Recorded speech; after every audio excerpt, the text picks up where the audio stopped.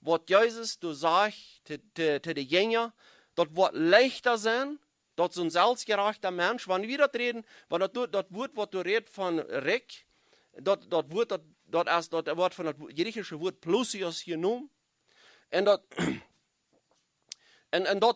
meint das Wort, das meint Rief. Was hat der gesagt? Was hat das Gingling, wo mit Jesus das Wort Plusios brauchen hat? Erstens, hij glaubt an sich selbst. Hij glaubt, was moet ik doen? Und Jesus wies ihm, dass du so plötzlich die Kosten erstellen. Und Jesus merkt ihm, dass du so deutlich, dass du hast kein Gebot gehalten.